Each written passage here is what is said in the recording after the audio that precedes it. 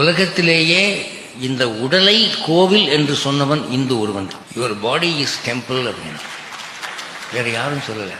மற்றவங்களாம் என்ன சொல்றாங்க, கடவுள் எங்கே இருக்கிறாருன்னு கேட்டா அன்பா அப்படின்னு மேலே காட்டணும்.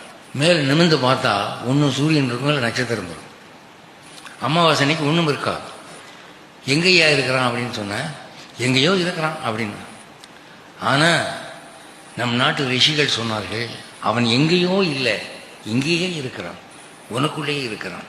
உன் உடல் அவன் உறையும் கோவில், அவன் உள்ளத்தில் இருக்கிறான் என்று சொன்னார். அதான் யோக சாஸ்திரம். அஷ்டாங்க யோகம், தாரணா, தியானா, சமாதி, பிராணாயாம், ஈஸ்வர பிரணிதானா, இப்படிலாம் சில டிசிப்ளின் கடைபிடிச்சிங்கன்னா அவனை நீங்க இங்கே பார்க்கலாம். அப்போ உங்க உடம்பை பத்தி நீங்க அக்கறை எடுத்துக்கொள்ள வேண்டும், அதை ஆலயமாக நினைக்க வேண்டும். தேகத்தில் உறையும் தெய்வங்கள் என்ற தலைப்பிலே பாகவதத்திலே ஒரு அத்தியாயம் இருக்கிறது. அதுல உடம்புல எந்த எந்த பகுதியில எந்தெந்த தெய்வம் இருக்கிறது என்று சொல்லப்பட்டிருக்கிறது. கண்ணிலே சூரியன் இருக்கு, காதல திக் தேவதைகள் இருக்கிறார்கள் அப்படின்னு சொல்லி பல விதமா சொல்றாங்க. அதனால ஸ்நானம் பண்ணும்போது அந்தந்த தெய்வங்களுக்கு அதை அபிஷேகமா நினைச்சு செய்யணுமா. தண்ணி எடுத்து தலையில ஊத்துற போது சிரசு எந்த தெய்வத்துக்குரியது, கண்ணு எந்த தெய்வம், அந்தந்த தெய்வத்துக்கு நம்ம அபிஷேகம் பண்றோம். அந்த காலத்துல குளிக்கும் போது அந்தந்த உறுப்புக்கு நீங்க அழுக்கு தேய்க்கிறப்ப ஒரு ஸ்லோகம் இருக்கும். கைக்கு ஒரு ஸ்லோகம், தோளுக்கு ஒரு ஸ்லோகம், கண்ணுக்கு ஒரு ஸ்லோகம் அப்படின்னு சொல்லி பலவிதமான ஸ்லோகங்கள் சொல்லி அன்றாட ஸ்நானத்தையே ஒரு வழிபாடாக்கினான்.